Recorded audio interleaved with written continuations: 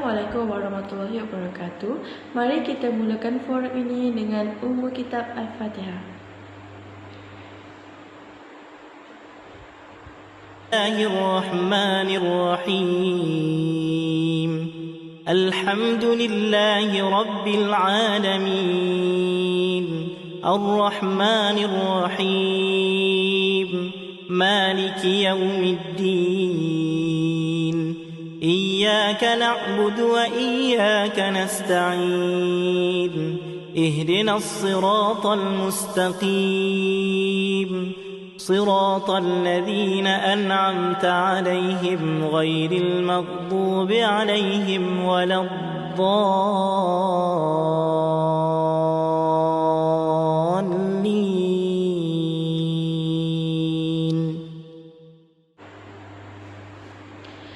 Kalau pergi Tanjung Keramat, anak manis jangan diangkat. Bersama kita mohon rahmat, moga majlis mendapat berkat. Letak puluh kajang 10, laksana di titing kias ibarat. Angkat tangan jemari 10, doa di pohon biar selamat. Lebat kemiri, pohonnya rendah, dahan terikat tali perkasa. 10 jari kami menada, mohon berkat yang Maha Esa.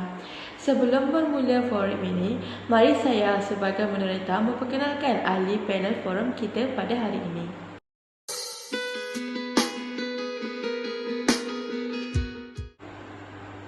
Ahli panel forum pertama, Suhaili binti Muazaha. Apa khabar ahli panel pertama? Alhamdulillah, khabar baik.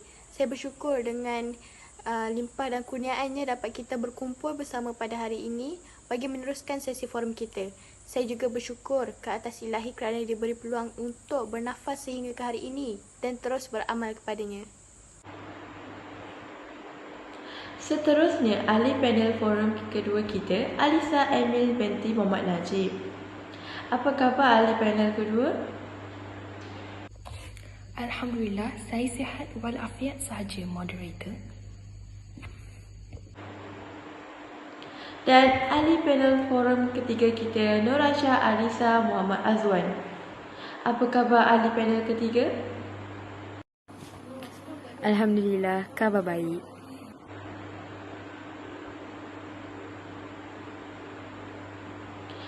Tajuk forum yang akan dibincangkan ialah tentang kekeliruan dalam ihtilat.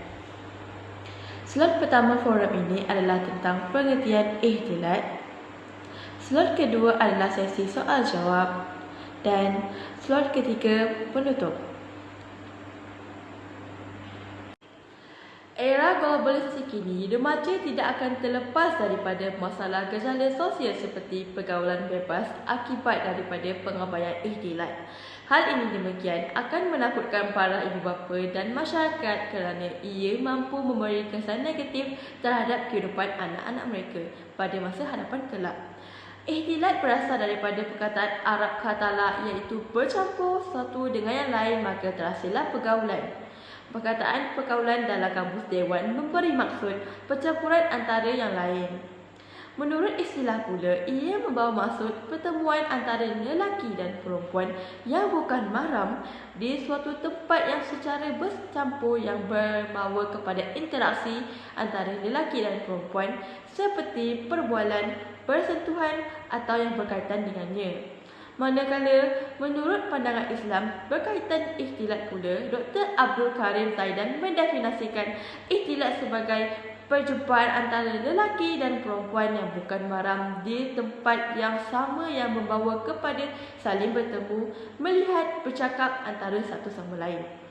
Pada tinjauan pemerhatian yang dilakukan, masyarakat yang hidup di zaman era masa ini, apabila disebutkan tentang ihtilat, mereka beranggapan ianya haram. Dalam jurnal ihtilat menurut perspektif Al-Quran dan hadis 2011 mempernyatakan ihtilat dibolehkan dalam Islam, bahkan wajar lelaki dan wanita itu berihtilat, tetapi mestilah memelihara adab-adab dan akhlak telah yang ditetapkan oleh syarak. Seterusnya, saya ingin melontarkan soalan kepada ahli panel yang pertama tentang apakah jenis ihtilat dan faktor kekeliruan ihtilat.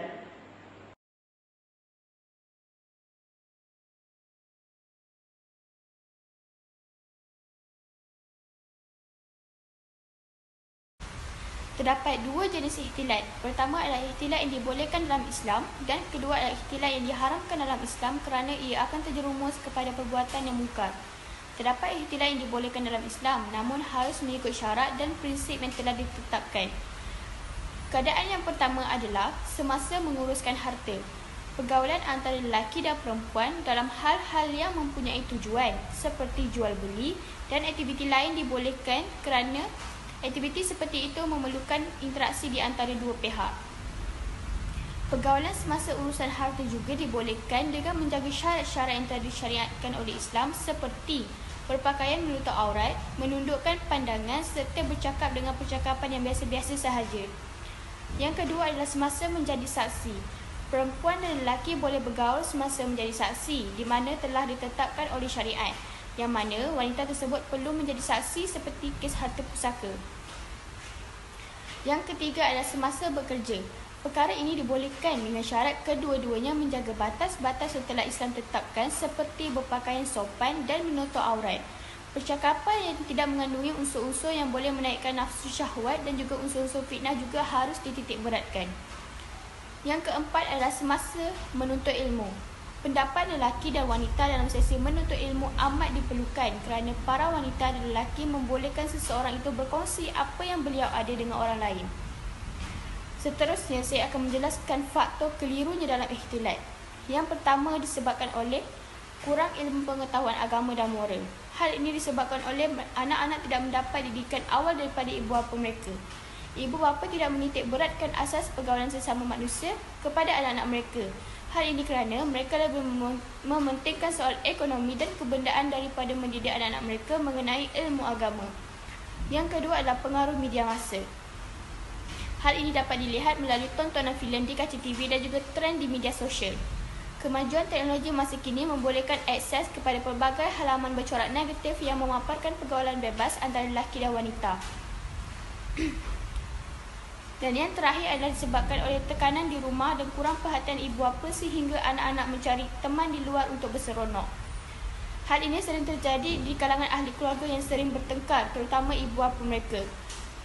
Hal ini menyebabkan anak-anak ingin mencari keseronokan mereka sendiri di luar yang mempunyai gelombang zina yang sangat-sangat luas. Sekian, terima kasih. Terima kasih ahli panel pertama. Seterusnya, saya ingin melontarkan soalan saya kepada ahli panel kedua tentang kesan-kesan mengabaikan ikhtilat. Terima kasih moderator atas soalan yang dilontarkan sebentar tadi. Hari ini saya akan membincangkan tentang kesan-kesan pengabaian ikhtilat sesama umat.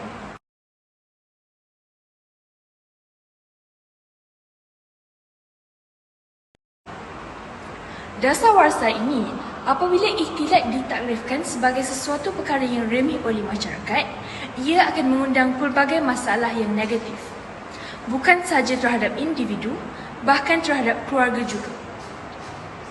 Pelbagai kesan buruk akan timbul disebabkan pergaulan bebas. Antaranya ialah masalah lari dari rumah. Perkara ini sering berlaku di dalam kalangan remaja. Mereka mudah terpengaruh dengan dunia sekarang, lebih-lebih lagi dengan rakan sebaya mereka di luar sana yang hanya memikirkan keseronokan sahaja. Keinginan berseronok menyebabkan mereka melenting apabila ditegur oleh ibu bapa mereka sendiri, kerana mereka terus menginginkan kebebasan tanpa mahu dikungkung. Anak-anak tidak berfikir panjang dan membuat keputusan untuk lari dari rumah. Seterusnya, pengabaian ikhtilat juga akan menyebabkan penzinaan berleluasa. Hal ini berlaku kerana apabila seseorang itu tidak menjaga ikhtilat atau pergaulan, hati mereka akan menjadi keras, rosak dan semakin jauh dengan petunjuk Allah Ta'ala. Sebaliknya, mereka semakin gemar untuk melakukan perkara yang tercela seperti pergaulan bebas sehingga terlanjur melakukan perbuatan zina.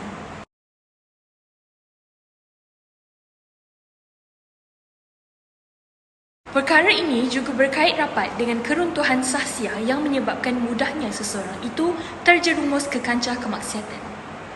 Hal ini berlaku apabila lelaki dan perempuan langsung tidak mempedulikan hukum agama dan terus melakukan dosa dengan penuh rasa bangga seperti berpegangan tangan, berpelukan, terbiasa dengan perkara lucah dan sebagainya.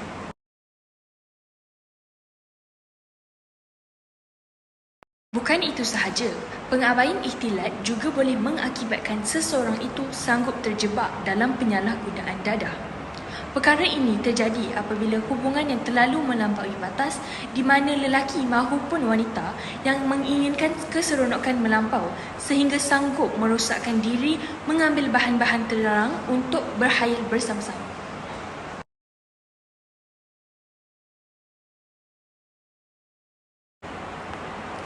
Kesan lain yang juga memberi impak besar terhadap seseorang apabila memandang enteng terhadap ikhtilat ialah kemerosotan pembelajaran. Impak ini juga dapat dilihat dengan sangat jelas dalam kalangan para remaja. Pelajar yang kerap bersosial dan sering keluar berpasangan dan bergaul tanpa sebarang ikatan yang sah, mereka akan mudah terjerumus kepada perkara yang merosakkan akhlak. Tingkah laku ini telah menukarkan tumpuan utama pelajar daripada pembelajaran mereka dan mereka lebih leka kepada perkara yang melalaikan dan menghabiskan masa mereka berpacaran dengan pasangan atau melepak bersama rakan-rakan berlainan jantina sehingga lewat malam.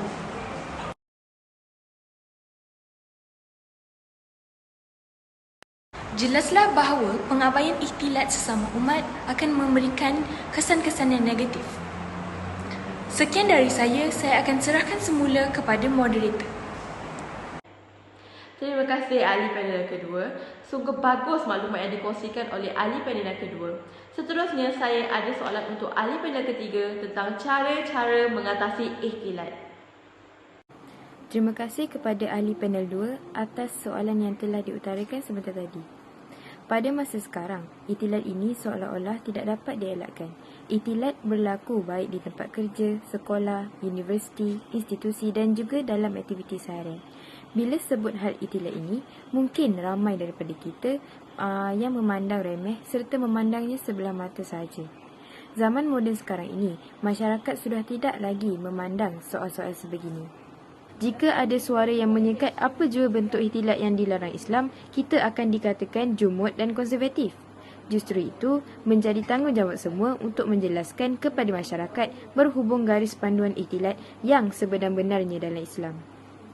Pada pendapat saya, terdapat banyak langkah-langkah untuk mengatasi masalah pergaulan bebas yang menjadi punca seseorang itu gagal menjaga ikhtilatnya. Antaranya ialah, kita hendaklah unfriend dan unfollow orang berlainan jantina sekiranya tiada tujuan tertentu di semua media sosial. Ini kerana ia akan membuatkan kita mudah untuk stalk dan melihat gambar mereka dengan secara tidak sengaja. Yang kedua, berlaku ketekasan ketika perbincangan. Kita hendaklah untuk tidak bergurau senda secara berlebihan sehingga mendatangkan fitnah dan kemungkaran. Yang ketiga, memisahkan antara lelaki dan wanita dalam situasi-situasi tertentu. Contohnya, jika ada sesuatu majlis yang dilakukan, penganjur boleh mengasingkan kumpulan lelaki dan kumpulan perempuan supaya tidak berlakunya bersesak-sesak untuk mengelakkan sentuhan tanpa sengaja antara dua-dua jantina.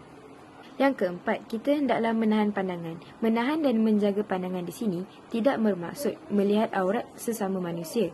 Ia bermaksud kita perlu menjaga mata kita dari memandang dengan pandangan yang penuh bernafsu atau memandang dengan pandangan yang lama tanpa keperluan.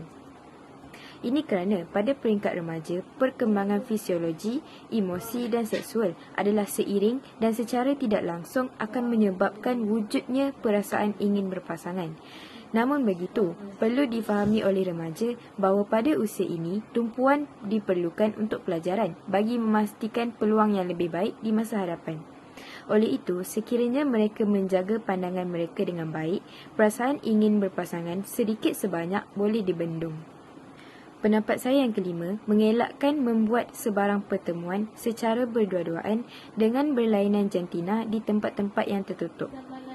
Ini adalah kerana perbuatan ini boleh menimbulkan fitnah dalam kalangan masyarakat dan akan memburukkan imej seseorang sebagai seseorang Muslim. Selain itu, ia juga mudah merangsang nafsu untuk melakukan maksiat dan ini mengakibatkan berlakunya perkara yang melampaui batas apabila kedua-duanya tidak mampu mengawal nafsu mereka sebaiknya. Dengan ini, katakan tidak pada pergaulan bebas sama ada yang bersederhana ataupun yang melampaui batasan syarak. Sayangilah agama kita. Sesungguhnya, setiap undang-undang dan hukum hakam yang diperintahkan ke atas diri kita itu merupakan kebaikan untuk diri kita juga. Jadi, percayailah Tuhan kita. Setiap yang berlaku itu pasti ada hikmahnya. Mudah-mudahan kita tergolong dalam golongan yang mendapat madatilah dan syurganya yang abadi. Jangan sia-siakan usia kita dengan perkara yang tidak diredai ilahi. Ketahuilah semua bahawa hidup dan mati kita hanya untuknya. Jadi marilah sama-sama kita memuhasabah diri kita ke arah kebaikan. Semoga kita semua menjadi insan soleh dan solehah yang muslih dan memuslihkan. InsyaAllah. Amin. Sekian sahaja dari saya, ahli panel yang ketiga. Adakah ahli-ahli panel yang lain bersetuju dengan pendapat saya atau mungkin ahli panel lain ada isi-isi yang ingin ditambah? Silakan. Ya, saya setuju dengan pendapat yang diberikan. Saya ingin menanyakan soalan kepada ahli panel yang kedua. Saya sebenarnya kurang jelas dengan kesan yang dinyatakan. Adakah terdapat contoh atau isu-isu semasa yang berlaku untuk memberikan gambaran yang lebih jelas dan lebih meluas? Terima kasih. Baiklah, bagi menerangkan dan menitik beratkan betapa seriusnya kesan pengabaian ikhtilat, terdapat satu artikel yang saya ingin kongsikan agar kita semua mendapat gambaran yang lebih jelas tentang isu ini. Melalui akhbar berita harian yang ditulis pada 21 November 2017, seorang remaja perempuan berusia 14 tahun dipercayai dibawa lari oleh teman lelakinya ketika bermalam di rumah datuknya di Kampung Sungai Lirik Caluk. Seperti yang disebutkan dalam berita tersebut, peristiwa ini berpunca dari pengabaian ikhtilat antara seorang lelaki dan seorang perempuan sehingga seseorang itu mudah terpedaya mengikut teman lelakinya untuk pergi lari dari rumah meninggalkan ahli keluarganya. Jelas di sini bahawa kedua-dua lelaki dan perempuan tersebut tidak berfikir dengan baik tentang masa hadapan mereka dan terus melakukan perkara yang tidak berfaedah, malah menyusahkan orang di sekeliling mereka. Bukan itu sahaja, artikel ini juga dapat menunjukkan faktor berlakunya pengabaian ikhtilat, iaitu ibu bapa dan ahli keluarga yang mengambil ringan tentang anak-anak mereka seperti di mana mereka berada, dengan siapa mereka berada, dan mereka terlalu mudah mempercayai segala kata-kata anak mereka. Ibu bapa juga perlu menitik beratkan tentang pentingnya menjaga ikhtilat. Jadi apabila mereka mengabaikan perkara tersebut, anak-anak mudah terjerumus dengan perkara yang tidak baik. Sekian itu saja yang saya kongsikan agar kita semua lebih memahami tentang penjagaan ikhtilat sesama umat tanpa mengira umur. Sekian, terima kasih.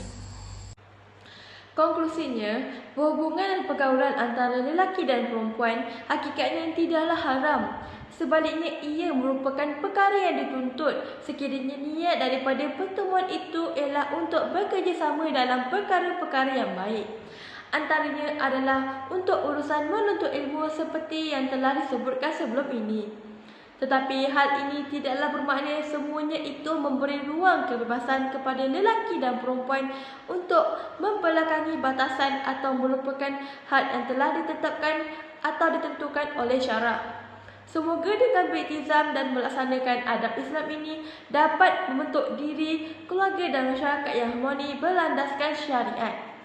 Ikhtilat sangat memainkan peranan penting demi menjaga kepribadian seorang Muslim kerana cerminan diri seseorang individu itu bermulalah dengan akhlak yang mulia. Ikhtilat ini merupakan suatu perlakuan yang akan memberikan impak positif dalam kehidupan jika ianya dijaga dengan baik. Ikhtilat atau pergaulan ini dibahagikan pada dua, iaitu pergaulan yang membawa kepada kebaikan dan pergaulan yang negatif atau pergaulan yang bebas. Pergaulan bebas ini adalah pergaulan yang tidak memiliki batasan sehingga sesiapa yang terlibat akan melakukan perkara di luar batasan. Pergaulan ke arah positif mampu memberi tindak balas yang baik kepada remaja dan masyarakat. Sedangkan pergaulan bebas ini akan merugikan diri dan persekitaran. Jadi, berakhirlah forum kita pada hari ini. Jadi, berakhirlah forum kita pada hari ini. Terima kasih diucapkan kepada ahli-ahli panel kita atas penerangan tentang kekeliruan ihtilat. Assalamualaikum warahmatullahi wabarakatuh. Terima kasih.